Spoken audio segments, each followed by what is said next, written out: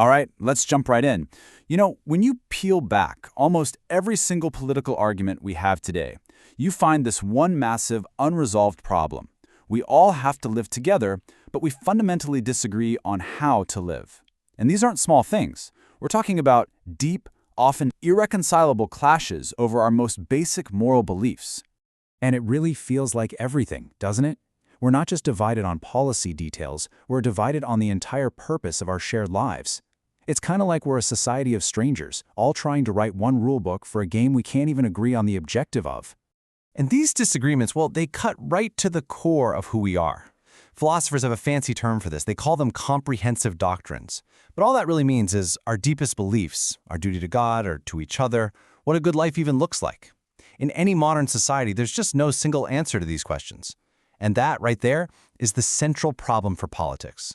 So what's the state supposed to do? Does it try to stay out of all these moral battles, just act as a neutral referee? Or does it have to take a stand to promote a certain vision of what makes a good community? This is the core tension of modern liberal democracy, and it's the subject of our philosophical duel today.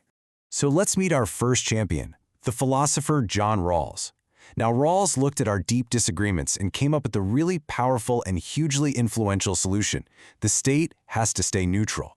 He calls this idea political liberalism. The whole thing kicks off with what he calls the fact of reasonable pluralism. It's a simple idea, but it's got huge implications. It's just this. In a free society, good, rational people will always have different, sometimes conflicting, moral and religious beliefs. It's inevitable.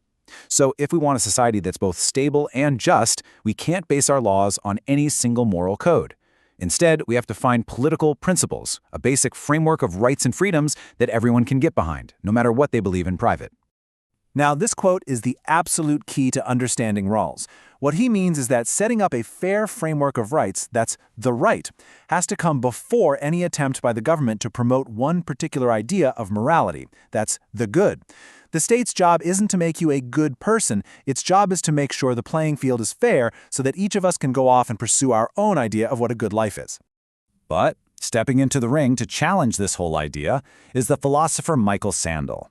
For Sandel, this vision of a neutral state isn't just a fantasy. He thinks it's actually misleading and even a little bit dangerous. He argues that government just can't avoid taking a stand on big moral questions. Sandel's whole argument really starts with a totally different idea of what a person is. See, Rawls's neutral state seems to imagine us as these unencumbered selves, just floating free, able to pick and choose our values like we're in a supermarket. Sandel says, no way, that's not how it works. We are situated selves. Our identities aren't just things we choose, they're deeply shaped by our family, our community, our history. We don't just invent our purpose, we often discover it. And this quote just nails Sandel's core argument. He's basically saying that when the state pretends to be neutral, it isn't actually being neutral at all. It's just hiding the moral vision it's already pushing, a vision of us all as independent, choosing individuals. And by pretending not to take a side, we end up dodging the real moral debates we ought to be having, which leaves our public life feeling pretty empty. Okay, so we've got two really powerful competing ideas. On one hand, a neutral state that just protects our freedom to choose. On the other, a state that has to get its hands dirty with moral arguments to build a common good. So how does this actually play out? Let's put these philosophies to the test with a couple of today's hottest political debates. All right, first up, same-sex marriage. This was one of the most fiery debates in recent memory, right? So the question is, can the state really define what marriage is without taking a moral position on its ultimate purpose? And you can see the split so clearly here. The Rawlsian approach would say, look, you don't have to decide what the deep meaning of marriage is. You just have to ask a political question. Does excluding gay couples violate principles like equality and liberty? But Sandel would fire back that that's impossible. The whole debate is about the purpose of marriage. To define it either way is to decide what kind of union society wants to honor. It is from the get-go a moral question. Okay, let's try another one. An issue that's tearing communities apart as we speak. Public education. What's the goal of our schools really? Is it just to create citizens who can get along without fighting? Or is it supposed to be something more? And again, you see that same philosophical crack. Rawls would say, sure, schools should teach the political virtues we need to cooperate, things like respect, fairness, tolerance, but they have to stop short of pushing any one big vision of the good life, whether it's religious or not. Sandel's response? That's way too thin. That's a recipe for apathy. A real democracy, he'd say, needs more than just tolerant rule followers. It needs citizens who feel connected to each other, like they're part of a shared project. A purely neutral education might actually be destroying the trust and solidarity we need to solve our problems. So you can see how these arguments about marriage and schools aren't really just about those specific things. They're actually symptoms of a much, much deeper philosophical conflict. This isn't just about policy choices. It's about the fundamental relationship between justice and morality itself. So here's the bottom line. For Rawls, we have to agree on the rules of justice first, so we can all be free to disagree about everything else. The right comes before the good. But for Sandel, that's completely backwards. He says our ideas about what makes a good life and a good community are the very things that tell us what justice is in the first place. You can't possibly separate them.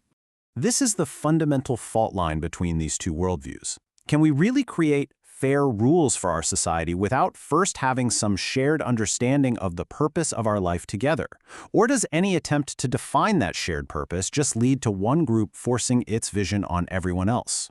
And, this isn't just some abstract debate for a philosophy class. The answer we choose here, consciously or not, is what defines the kind of society we are actually building. It's the invisible architecture underneath all of our political arguments, shaping our laws, our schools, and our public life. So that leaves us all with this final, unavoidable question. Is a framework of neutral rights really enough to hold a deeply divided society together? Or, in order to survive, does a just society need something more? A shared moral language, a messy and difficult public debate about what it actually means to live a good life together. This isn't theory. The answer we're giving every single day is shaping the world we live in right now.